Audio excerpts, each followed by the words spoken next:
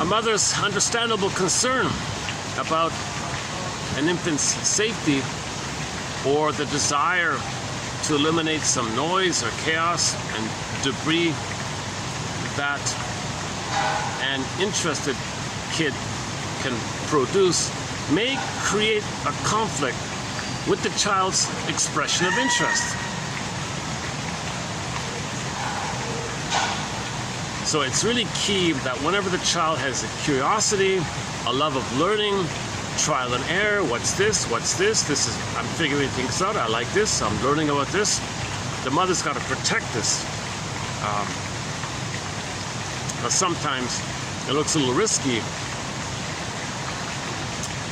So at that point, the mother's a little afraid.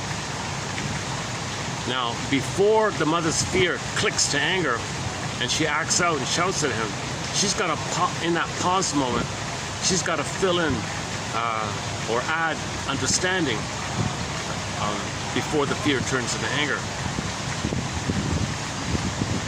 So the mother wants peace and safety and all that, fine, we get that. The child wants to learn, he's curious. Surely we can find a way to do both, come on. Okay, so the example he puts here, I'm going to read in a minute, was the mother wrapped some present. She spent some time wrapping a present and put a ribbon on it and tied the ribbon. It looks all very nice. Then they give it to somebody. So she was very focused on that. But the kid was curious about the ribbons. He's going to pull the ribbon or something. So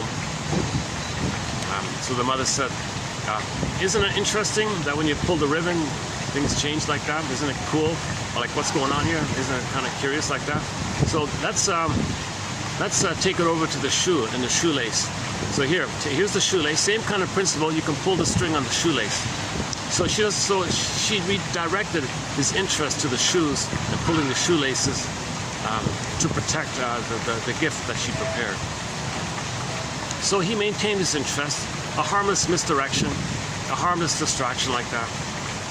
He's still curious about this phenomenon of pulling the string while pulling the ribbon, pulling the string, a little similar like that. So you're better off doing something a little sneaky like that, rather than shouting at him and saying, no, don't do that. How dare you do it? No, absolute no. Then he thinks, no curiosity, no me, like I'm no good, I'm rejected, I'm bad. You see, isn't it better to just redirect him than for the baby to conclude he's bad and he becomes naughty, he might become violent later in life? That's his theory.